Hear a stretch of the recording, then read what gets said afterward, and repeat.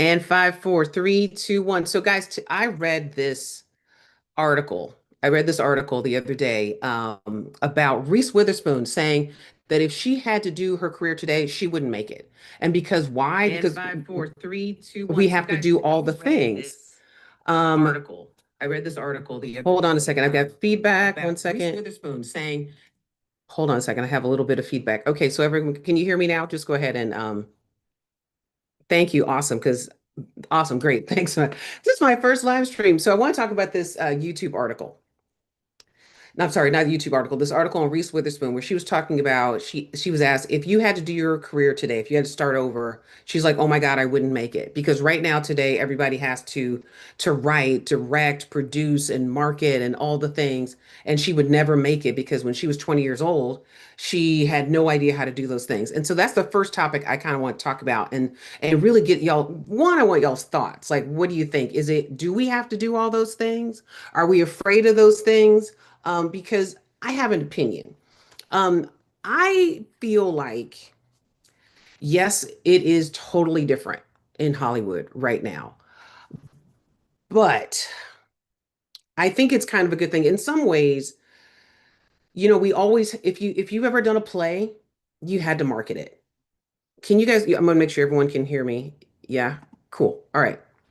If you did a play, you had to market it, you had to get people there. If you maybe you write something, you write a short or you did a student film or you're in things.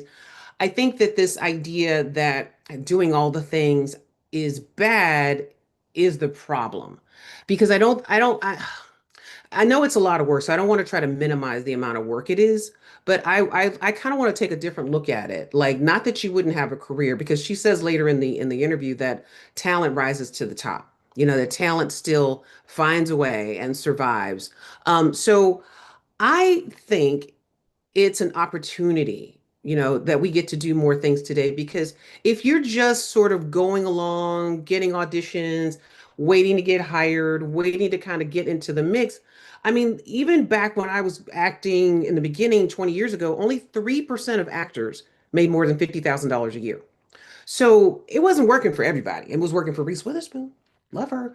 But it wasn't working for everyone. So some of us, I mean, I've always had to do more. And I think if you're not in a certain whatever the flavor of the week is box, you have to do more. Or if you're trying to do something that's unique and different, or you feel called to tell a certain story, you're going to do more. And I think instead of looking at it as, oh my God, we have to market, we got to raise money, we got to do these things, I look at it, let's try another way, because you get the opportunity to do that. But what happens when you do that? What happens when in between auditions, in between sending your script out to try to get a manager or an agent, what's happening? You're working on something on the side, right? Your own creative project. But when you do that, you take the onus, the energy, the preciousness off of each job. So each gig doesn't become like your lifeline, right? Because you are defining it for yourself. You're creating a whole other thing. Like, maybe you're writing your own TV show. Maybe you're taking the novel you wrote and turning and doing like a proof of concept for a movie with your friends. You're taking your ideas and putting it into reality so that you're creating another lane for you to win. You're not just waiting for someone, these mythical gatekeepers to kind of come, you. So I think it's better, because anytime I was working on my own stuff, every audition, like if I didn't get the job, because remember, we don't get like 95% of the jobs. That's just facts. So when I didn't get the job, it didn't kill me because I had my whole other thing going on. So that's how I look at it, as opposed to like it's so hard and things are so difficult and we got to do so much. I think we should look at it as an opportunity to take pressure off of ourselves. That's how I see it. I mean, I'm curious. I brought you guys on because I wanted to do a live Q&A, so I'm taking questions. Let me know, what are y'all thinking? Like, talk to me in the chat. I'm also reading the YouTube chats as well. So, what do you think about that? Do you have questions? Because y'all get to come on camera here. Y'all are my VIP people, so you get to come on camera. Anyone want to share some thoughts or a question? I see you, Raina. You ready? Yeah, I'll start. Raina's like, Honestly, I'm trying to be polite. I'm trying to be polite. Go ahead, Raina. I'll start. I think she's Oh, wait, right. hold on. I can't hear you. Let me do this way. I'm gonna try to not have feedback with my sound. I don't know if I can. We'll have to figure that out later. Hold on, let me get rid of this window. Okay. Let's see. I see you, Raina. You ready? Go ahead, Raina. Yeah, I'll start. Raina's All like, right. I'm trying to Can be you hear me? polite. I'm trying to be polite. Go ahead, Raina. I'll s- All right, All go right. ahead. I think she's right. I just spending so much time on TikTok, growing my audience and the like, and trying to figure out what lane I'm in, but also looking at some of the bigger creators who I would assume have aspirations of acting based on their content. It's a lot of Yeah. sketches, skits and stuff. Um and I feel like even with a big social media following, it's still not enough per se. Mm-hmm. Um and I feel like both late stage capitalism and whatever's happening in Hollywood, they're so risk averse to Yes. they want to make sure it already has an audience. We want to make sure Yeah. that whoever the actor is bringing their own audience. So we don't want to take a chance on a nobody. And Yeah. so I will believe her if she says that she didn't think that she would be able to market herself in the social media world, the online Yeah. digital presence. Yeah. I mean, even for an author, we need to come to the table with like, hey, I can guarantee you 10,000 people who already want to read my stuff will read Well, my first stuff. off, Rita, I want to dig into this with you. First of all, tell Okay. us, where are you calling in from, and are you actor, writer? Remind me, because I know I've talked to you before, but remind me. Calling in from the guest room at my mom's house in Rochester, Oh, New York. okay. Um, I'm located in the Philly, New York area most of the time. And how long Um, have you been acting? Unofficially forever. Yes, I yeah. have yet to do anything beyond background work. Okay. Because I'll be perfectly honest. I have been terrified my whole life to go into the room to even audition. So quite frankly, Okay. like we are now in the space where I can act alone in my room Yeah. and talk to a camera, and I'm so much more at ease and in character Yeah. than, like you said, the old-fashioned way of me being in this room of gatekeepers, and I Yes. can't get lost in the craft because I'm so anxious about these 4 people who hold my dreams in their hands. Oh my God, but they don't. I mean, I know a lot of people Right, get that's the so story. anxious. But I that's the know a story that lot. I told myself.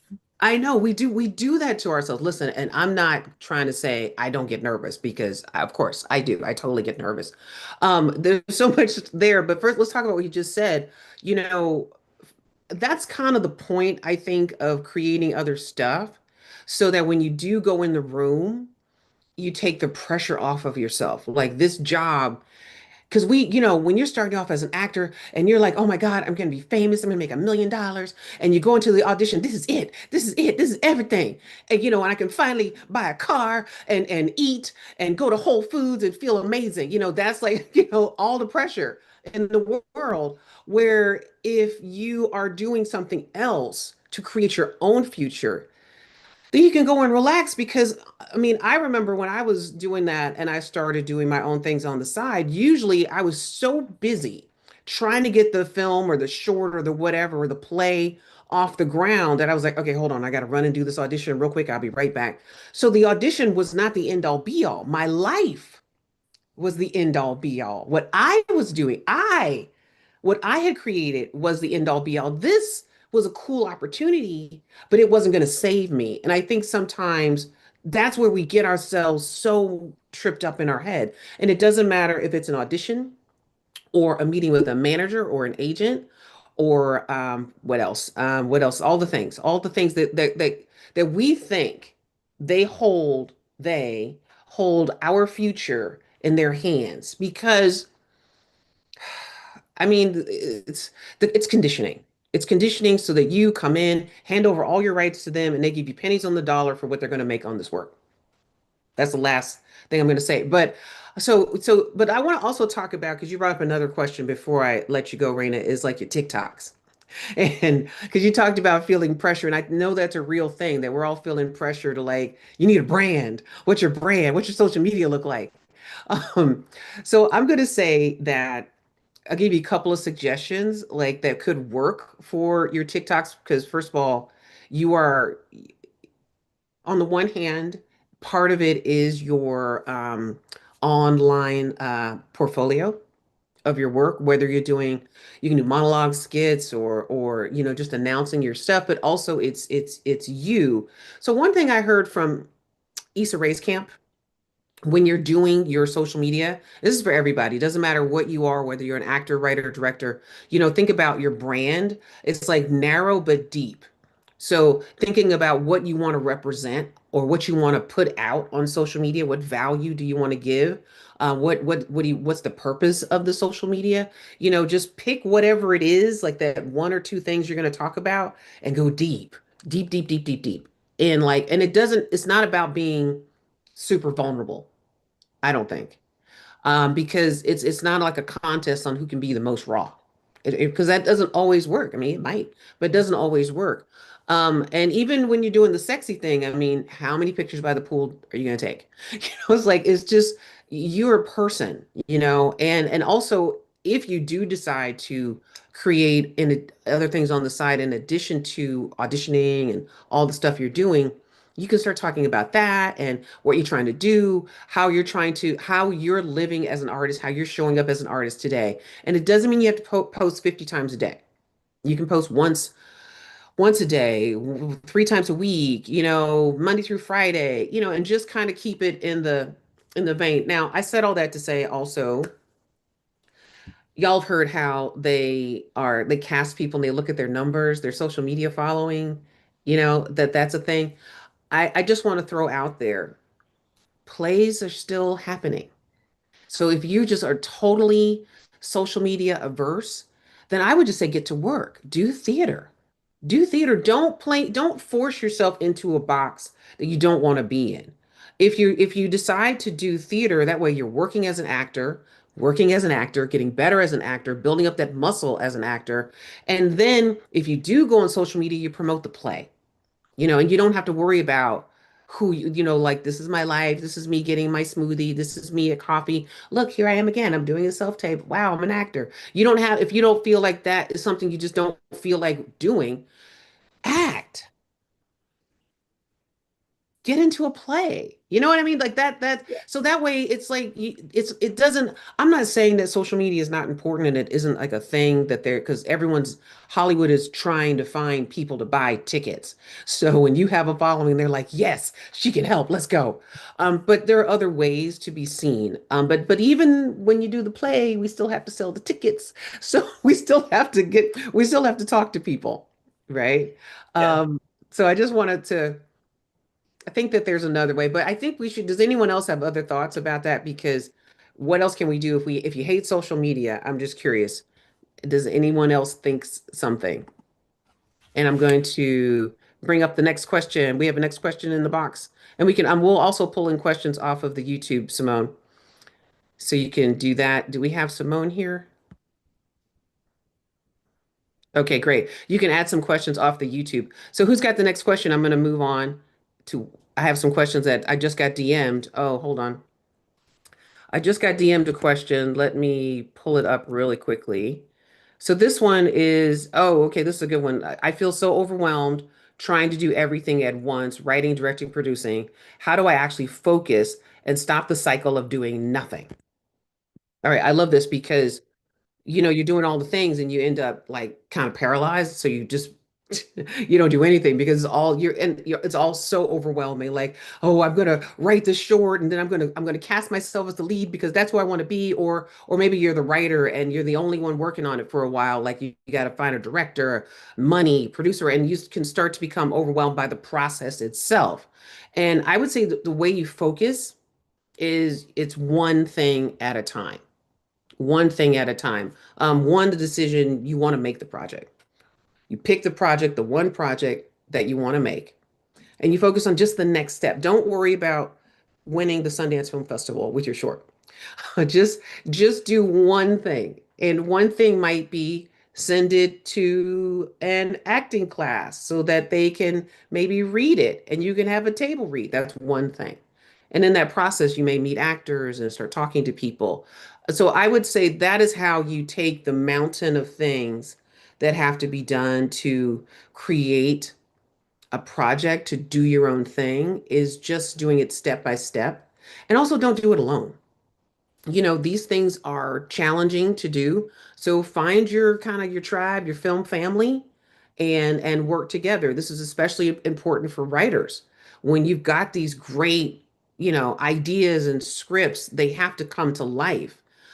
Don't you don't have to do that by yourself. Find your film family. So that's how I would kind of think about focusing so that you don't kind of quit before you start because you're looking at this huge list of things you have to do and it just becomes overwhelming. And also, you may not even know the whole road. Like, how do you get there? And that's part of the reason Simone, let's drop the link to the newsletter because you can join my newsletter and that's where I dive deep into how to do things. And you can get some answers and understand like how things work, how things work a little bit more. So let's see here. Any questions? I'm gonna bring the YouTube up. Simone, can you bring up some of the YouTube questions? You can put the link on the YouTube chat because that's where we want it, in the YouTube chat. And let me send you, hold on one second. This is where we want to go. We want to bring up the Beehive link, Simone. That's the one. All right, so let's get into the next question because, oh wait, I like this one. This is another one. Somebody's asking, they're looking for feedback from people who know the industry, and why is it so hard to get someone to look at my work, and how should I be approaching this? All right, so, the tricky thing is I think I'm going to take it first from the person. Like, so just to recap, so you've got a project, you get a script, and you want to get it to industry people, but you find that it's hard because they don't want to look at it. Why is it so hard?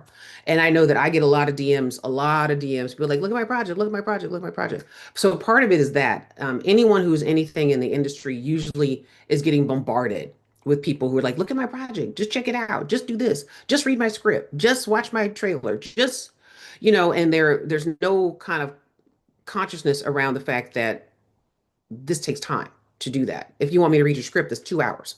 2 hours. And or so people are not gonna, no one wants to read it. No one wants to sit down and read it. And most of the time, people who are new to the industry or outside of the industry, the script's not good. It's like it's not good, it's not formatted properly, or there's usually some problem with it. So even yours may be amazing. They've read so many bad ones that they're like, I'm trying to protect my time. They're just trying to protect their piece. So you just have to come at it as a professional, which is you need a pitch deck. You need a solid pitch deck. And you guys know I've got my free pitch deck webinar and where I go deep into what needs to go in a pitch deck to make it something in like 30 seconds and then make a decision like, oh yeah, I want to go further. So I wanted to, Simone, hey, that's not the link. Oh, that's it. Great, awesome, perfect. Uh, awesome. Make sure we have it on the YouTube channel as well. So the thing is, you must come like a professional, which means you have a pitch deck, you have a log line, you have a synopsis. So when you email them a nice professional, courteous email, you're asking them like, hey, here's my project, and it's real quick. Your log line and synopsis, couple sentences on the synopsis, real quick. I would love to see if you'd interested in looking at this any further. I can send over the pitch deck and the script if you like. You ask them. Just don't just bombard them with all your stuff. That's one of those things where it's just being aware of etiquette. So it's just being polite, honestly. And this is just industry being polite. Now, I know you're going to say, but my one friend, she bum rushed this producer at Sundance and now they're making her movie. I'm not going to say it doesn't happen. I'm not going to say it doesn't happen, but in general, you're going to run into a lot of people who are mostly going to say, no, I don't want to read it. The second thing is come with some kind of what I call validation that helps. If you have like no relationships, this person has no idea who you are, you've never met them, you're not coming at them with a referral. Referrals always help. You maybe should win I'm going to say it. It helps if you've won like one of these contests. There's so many different script writing contests. However, they're hard to win. But at least if you've won anything or you've gotten solid coverage somewhere, that helps to say that, okay, the script is good. At least you know it's good. At least you know it's working. At least you know it's professional. So that way, when you send it out, you can send it out with confidence. Because the worst thing you want to do is bum rush that executive at Sundance and get them to they actually say yes and they actually read it and it's just not up to par. You don't want that. You don't want that at all. So whatever you do, first things first, be prepared. Be prepared. Write a really good script and get really good feedback from either professional coverage or do a table read with actors. I wrote a whole thing about that because I think sometimes we've been I don't know if it's conditioning or what, but we're always like sending it off to these people who we don't know to we pay them $85, $200 to read your script and give you notes because they're supposed to know better than, average people, and that's I'm not going to argue that point. But what I want to challenge you on is if you start working with actors, you have a table read, like say your neighborhood acting school, or if you can partner with people and say, let's put up, I want to do a table read of my play, of my script, and just hear it.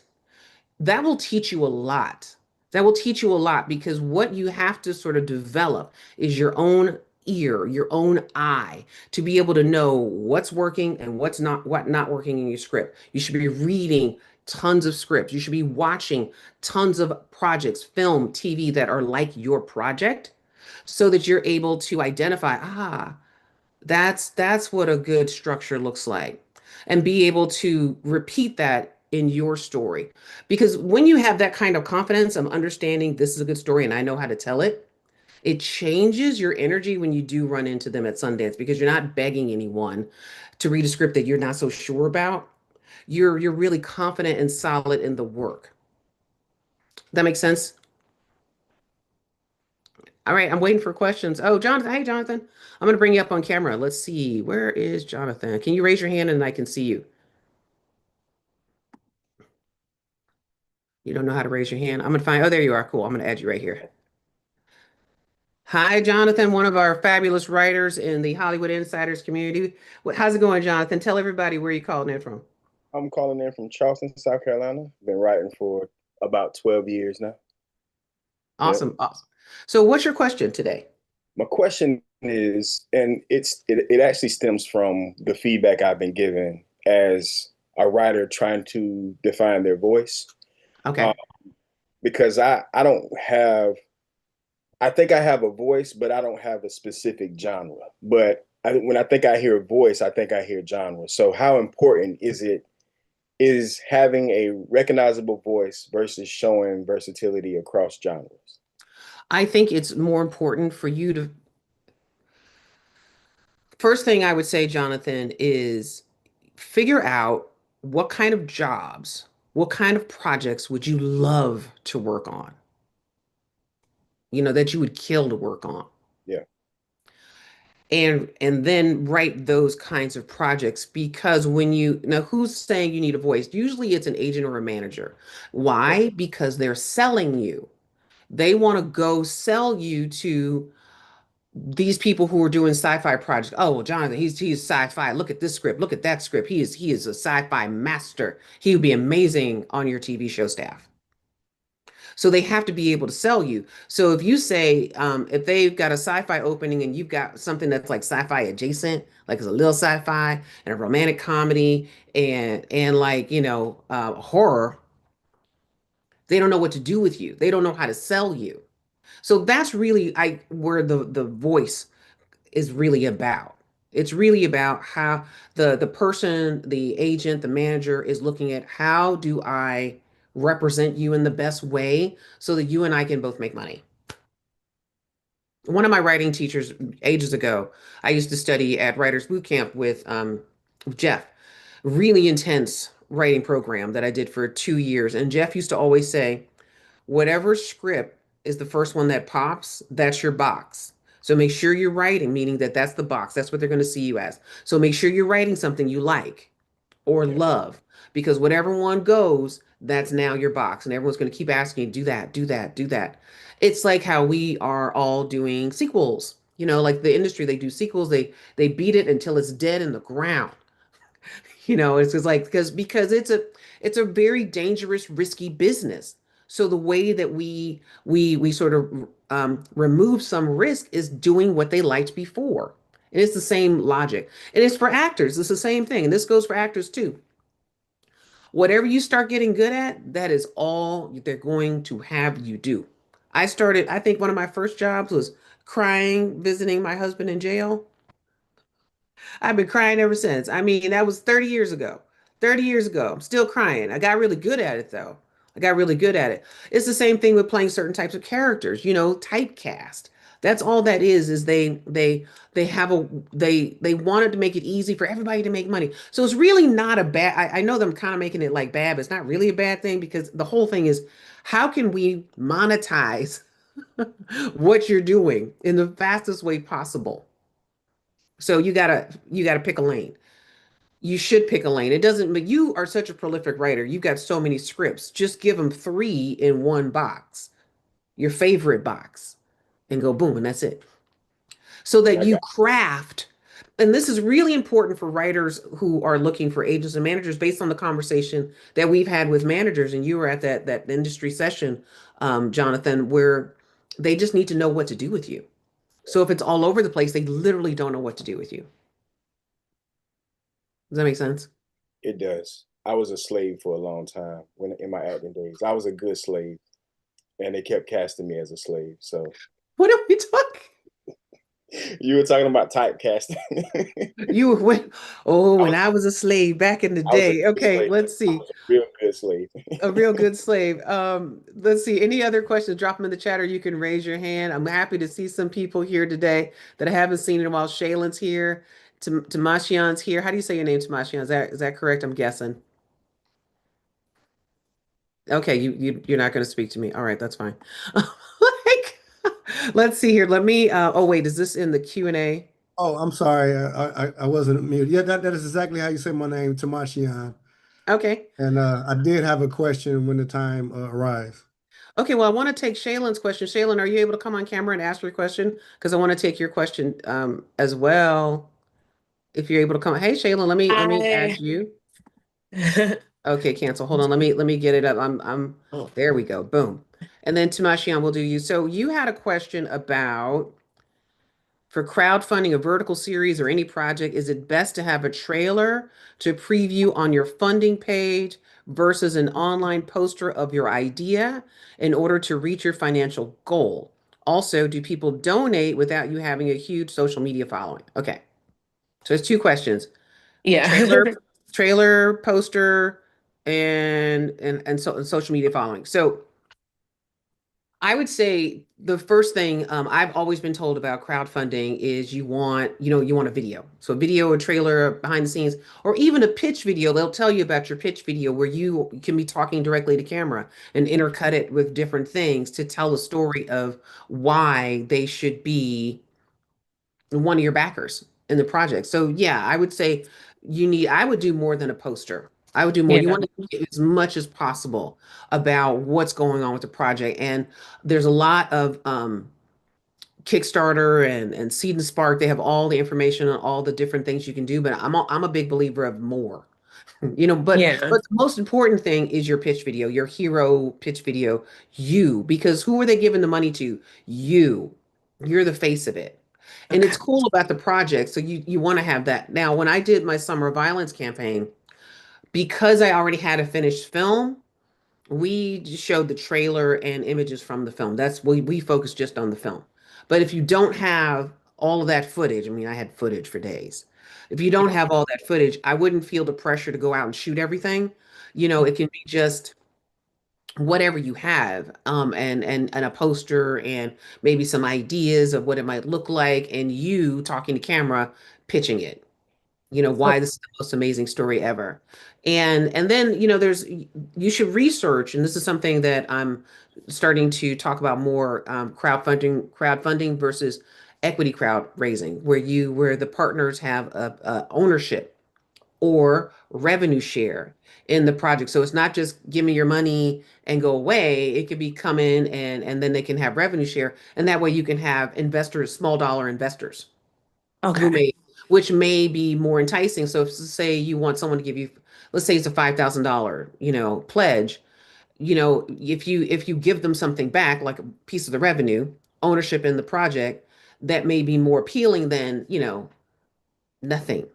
Like Got a it. cool, you can get Okay. a cool Yeah. poster, sign, and come to the premiere. Everyone has different things, but it's something to Something. look at before you decide like which lane do you want to go down, whether it's crowdfunding or equity crowd raising. I don't know the exact term. I think it's equity crowdfunding.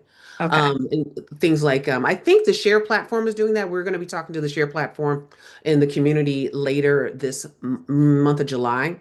So I'm really excited about that and learning more about it and sharing it with you guys. And the other thing was social media following. Well, listen, social media followings are hard to grow. So you got what you got, and you are where you are. So you got to kind of, what I would recommend is that you start with your circle. So get your spreadsheet out and start building up the names of like, your spreadsheet. Try to get to 250 names of like people who you know with their email. Those are the first people you say, hey, I'm crowdfunding. I would love if you can contribute X amount of dollars. $1,000, whatever put your list in buckets. Your low bucket where they can give a low dollar or medium dollar or high dollar. I would probably do two buckets, but like go through who you know already and kind of get pre-pledges before you start. So start with building your list. Okay. And then and they also become your biggest champions because those are also people you're going to say, hey, can you share this? Can you share this? So it's not just you sharing it, it's you times 250 people. And even let's say you send it to 250 people, 10%, which is 25 people, actually participate. That's still you times 25. Yeah. So even a few people who come on board to say, yeah, I'll share it, that's amazing. So that you can amplify your social media, your presence in the campaign.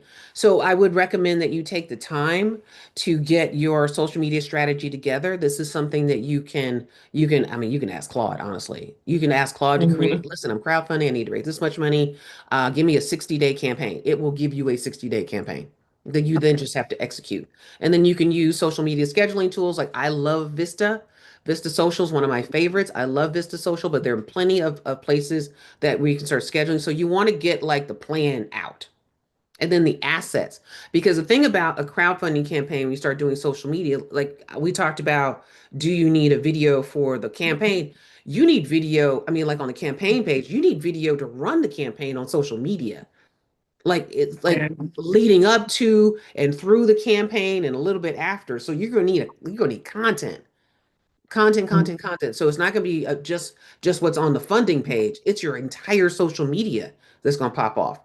Yeah. Do you have a social media presence yet, or like do you have where do you have I your account? think on the so I have Instagram, of course, I have Facebook, but I am more on Instagram. I'm the person Okay, that has 7 photos but likes everybody's stuff. So I'll be on there to like people's stuff, give positive, comments, but I will not post anything that's because okay. I'm just more private that way.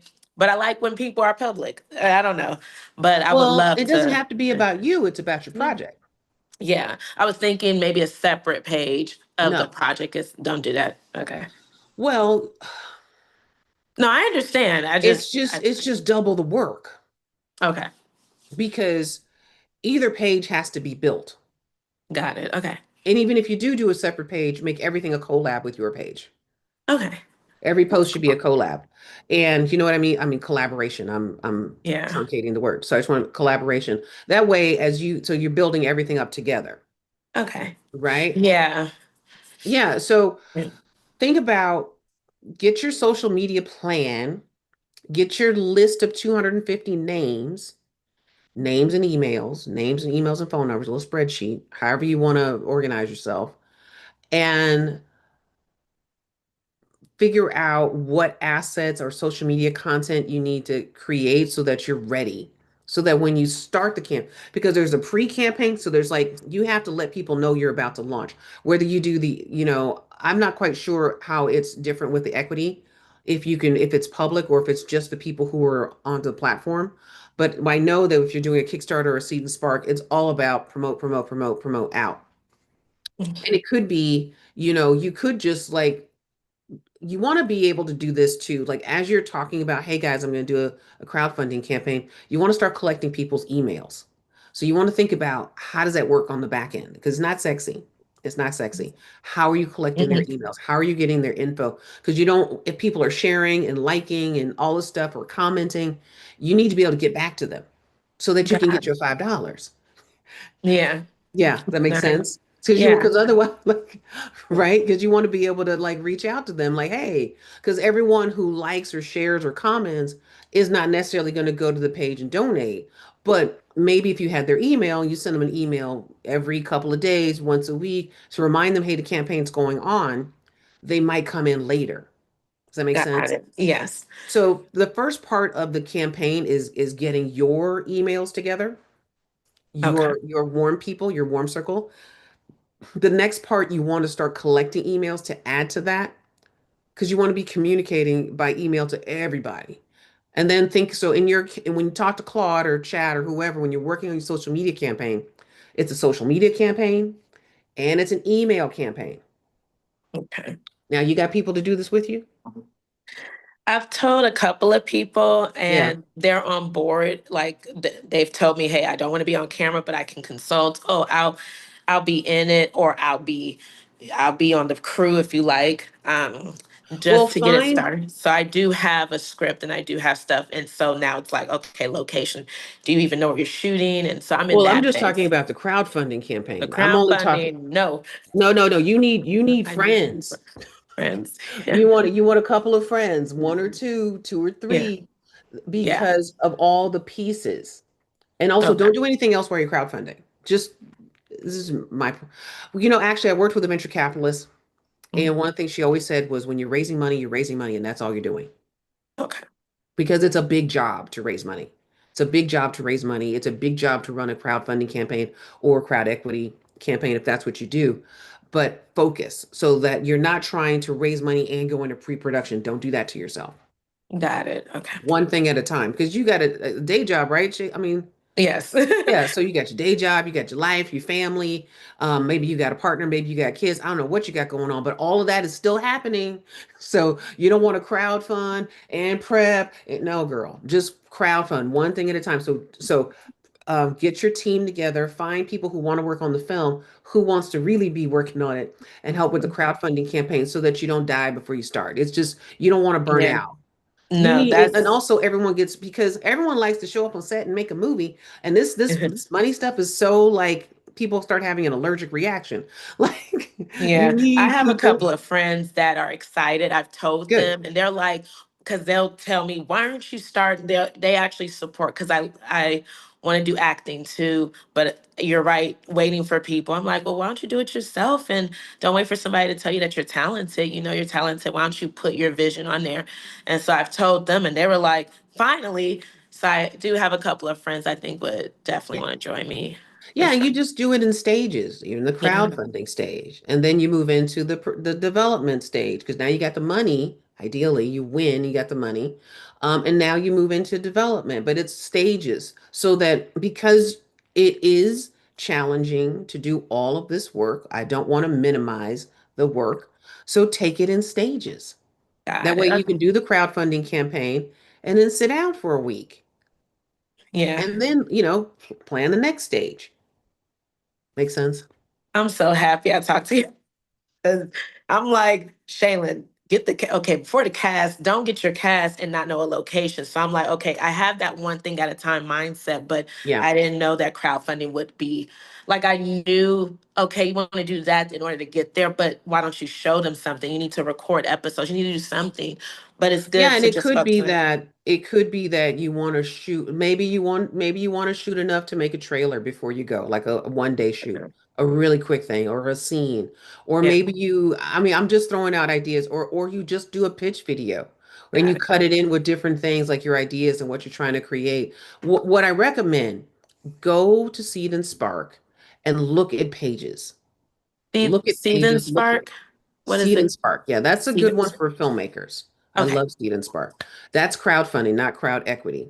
Okay. But look at their pages, look what they're putting on there, look what works, Thank you, and Jonathan. find yours. And then, of course, I'm going to be opening up for the first time ever. I'm going to be opening up my Hollywood Insiders mentoring community to people who, even if you haven't taken the master class, I'm opening it up. My community is a place where we can work with you on that and help you get it all out of your head and some Yeah. steps and deadlines and, processes, all of that stuff, because it can be overwhelming trying to do all the things at once, and because it's a big job, but what do they say? How do you eat an elephant?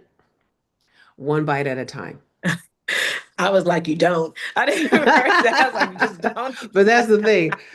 Awesome, Thank awesome. I'm you. so excited. It's so fun. I'm so excited Thank for you. your project. I'm so Thank you excited for your so much. project. Thank you so much, Nikki. Oh no, it's all good. It's all good. So let's see. Do you have any other questions? Let's see. We've got, yes. Okay, let me get you. Hold on. Let me bring you up. I'm going to bring you up here.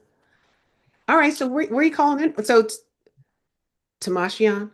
Tamashian, that's Ah, I correct. got it. All right. So tell me, where are you calling in from? I am calling from Detroit, Michigan. What up, though?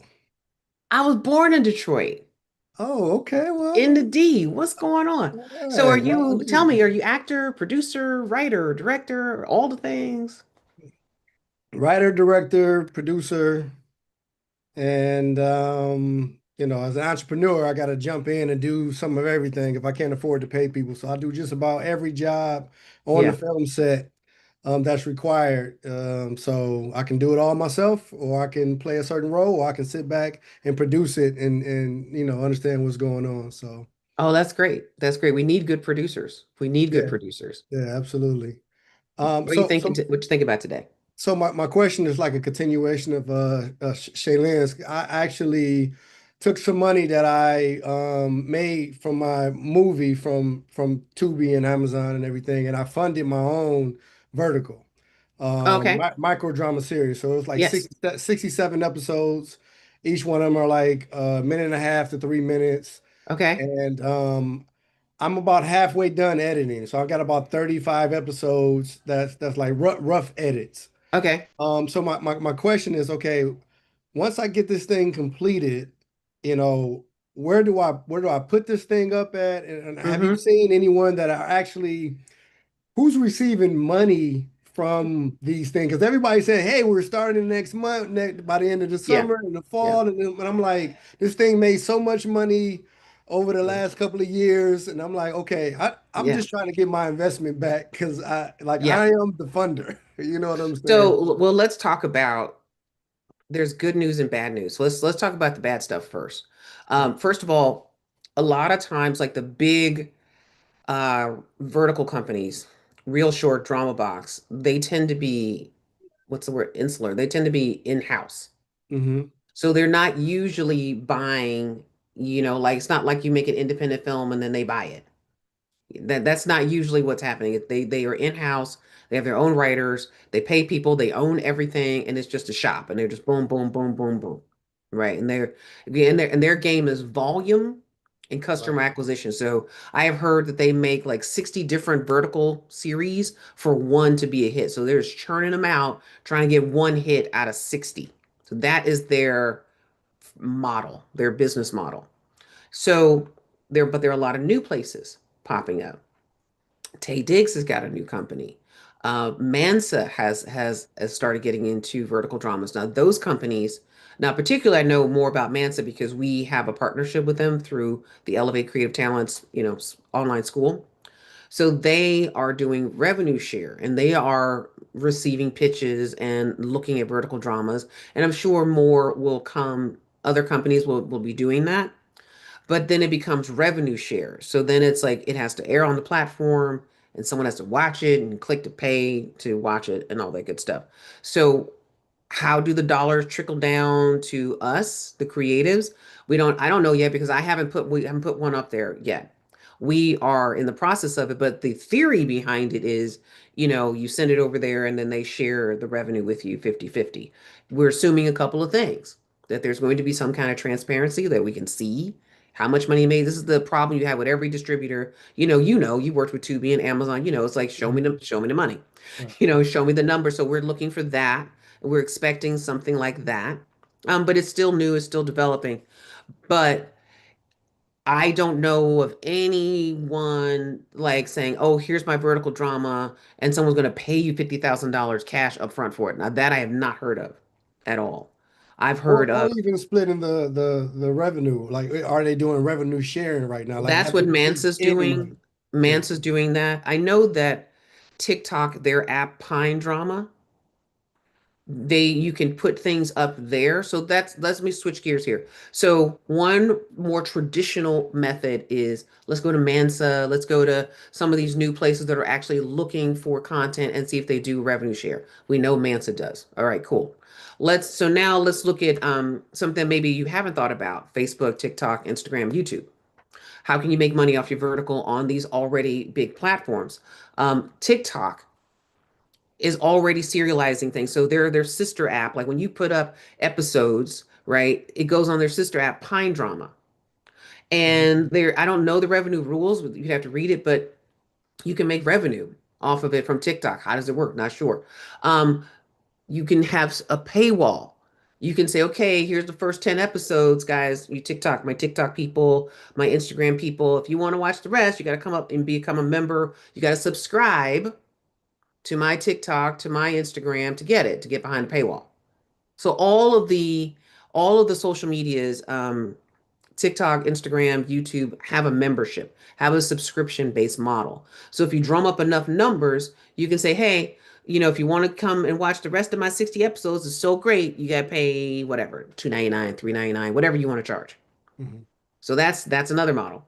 Another model, third one is our other partner on the highway. That is a creator-driven revolutionary approach to distribution, where you put it on their platform and you just put it behind a paywall. So you get 90% of the revenue. Now, you can charge more because Instagram and TikTok, most of those subscription fees are by the month, they're not that high. 2.99, 3.99, they're not that high. Whereas if you put it on the highway, you can say, okay, guys, you love it. Here's the 10 episodes. You put them on all the social medias, all your stuff, and you have your link. You want to watch more, come over here on the highway where you have all the rest of your episodes, and it's 9.99. So now you can get $10 instead of like, 3.99 or 4.99. It just depends on how you want to set it up because the subscription model is month to month. Will they stay after 1 month? I don't know. I don't know. Is it better to try to get your money, but then you got to drive the traffic off the platform? But these are just all the options. Because either way, if you go to Mansa or any third party distributor, or you go to On the Highway and kind of do it yourself, either way, you have to get your audience on YouTube, Instagram, TikTok, Facebook. You got to go there, you got to put up the first couple episodes, then you got to drive the traffic out so that you can send them somewhere. So it's just a question of, do you want to drive the traffic out? Where do you want to send it? Or do you want to stay where the traffic is and just put up a paywall? I don't know what the answer is going to be because what's happening right now is really interesting because Instagram, is also moving to TV, just like YouTube is, and they're serializing things. They want episodes, whether you're doing, the hot wings type podcast type thing, or you've got vertical dramas. They want episodes, and they're starting to create it so that the your content is set up for the viewer like they're watching Netflix, so that when they pause on the video, when they come back, it'll be in that same position, and they can just go through the episodes just like they're watching Netflix. Instagram's moving to that if they haven't already, and I've been seeing stuff about that. So they're encouraging you, and Pine Drama does that. So they're encouraging you to stay on the platform. I don't know how much you have to decide what your pay structure is gonna be to make it work for you. Then there's also, this is a long answer, isn't it? But I love it. but like, but because there's so much happening, there is so much happening that it's just like, I mean, and I'm reading and learning all the stuff. The other thing is on Facebook, you could be in their monetization program and you just get paid for views. So it's not even about, charging people to watch it. It's just getting a lot of people to watch it and you make money. Same thing with YouTube. You don't have to charge. You can just be in YouTube's, YPP program. But that's hard with shorts because with shorts, you need like not only the minimum 1,000 subscribers, but I think 10 million hours of viewing or something like that, or minutes. But it's a lot. It's massive. It's massive. So it's not great. That's not a great thing to do. But YouTube, but Facebook pays pretty. I've heard Facebook pays really well, but you do need like lots and lots and lots and lots and lots of views, like millions of views. Yeah, I did hear that they on that Pine drama that you need to have 10,000 Followers. followers or whatever in order to upload the episodic Yeah, content in their structure, because you can just upload it, but they have a way where it got right, episode one, two, three, and then they can stay in order and everything. So right, I'm right. not So the quite thing there to yet. look at would be, so here's the couple caveats to TikTok, Instagram, YouTube, and whatnot. And these are the things that we'd all want to ask ourselves. Who owns it? If you put it up on their platform, who owns it? Right? That's the first question. So that's all in the fine print. Second thing is, how much am I going to get paid? How much of the revenue am I making, and what percentage does the platform take? Because I know YouTube, if you do a membership on YouTube, the last number I heard was they take 30% of the membership fee. So it's still a distribution model. Whereas if you go on a platform like, say, if you do on the highway, they only take 10%. If you go with Mansa, if they take 50%, it's a 50-50 share. So you have to decide, you want to read all the fine print. And remember, the key thing is here, you're not just going to do one vertical drama. You're going to probably do more, or a short, or a film. So you want to make sure you want to have a way to stay in touch with your audience. Again, email list. You want to be able to get folks information in case for whatever reason the platform decides to shadow ban you or change the rules or whatever, and you've built up all of this work. You got your 10,000 fans, you've got likes, you got people subscribing, and then one day the algorithm changes and poof, business is gone overnight. Mhm. So you always want, because we have no idea what these platforms are going to do. Like literally, we have no idea. So the only way to safeguard against that is make sure whatever you do, you're setting up a plan so that you can capture their data along the way. If you got 10,000 fans, you should have 10,000 emails, Oof. which means you got to think about the back end. So you have to start thinking, this is the entrepreneur part. How am I collecting their information? How am I staying in touch with them? This is stuff because if you just say, oh, it's on YouTube, it's all good. I put up a video and tell everybody to go see my movie and poof, sure, as long as it's working. But the minute you say something somebody doesn't like, or, who knows? You know how it is in these streets. These are interesting times. These are interesting times. And so I just say all of that to say, these are the things you should be thinking about. You make whatever decision you want to make, but these are the things you should be thinking about. Thank you. So you have options. And this is the stuff, if you guys, you get my free vertical drama guide, I get into all of this stuff in the course. But, and also remember, next week the rules will change. Next week it'll be something different because that's just how it is right now. It's just crazy. It's just crazy. All right, thank you for your question. I think I have time for one more. Let me move on. Let's see here. Hi, Portia. Oh, Tamashian has a dope film on Tubi. What's your film, Tamashian? Real quick. Portia, I'm It's going to bring called you up. Come on, I'm going to bring on it's camera. called a Mirror of Deception. A Mirror of Deception. A Mirror of Deception. Okay, A Mirror of Deception, Appreciate it. everybody. Appreciate the shout out. Yeah, of course, because I mean, that's what we do, right? We're all here to support each other. And my movie's on Tubi too, Summer of Violence. So there you go. Okay, hi Portia, how are you? For you. Filmmaker, director, Yes. also in our community. So what's your question today, Portia? My question is, from all your experience in the industry so far and everything, what do you think makes you trust a new director? Oh, because you kind of a first-time director? I think the thing is that makes me trust as an actor or as a producer hiring someone. I'm going to answer it from both ways. So what makes me trust a director as an actor is that they come in prepared. Whether it's the way they talk to me about the script, about the scenes, about my character arc, about what they're going to be focusing on with my character. Actors tend to be kind of character focused, not so much the whole thing, but you're talking about their character and working with them and making sure that if they seem to know what they're talking about and feel comfortable talking to me and are comfortable answering my questions, which a good actor is going to ask questions. They're going to ask questions. And for a director to be able to answer them in a way that makes sense is when you start feeling more confident. As a producer, if I'm hiring a director, what I'm looking for, I'm going to be looking at what they've done, anything, a short, a video, a trailer.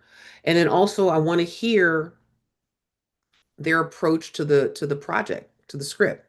What are they bringing to it? What are they pulling out of it? So it's really just, about you've prepped so much that you're able to articulate clearly. It's really all about communication.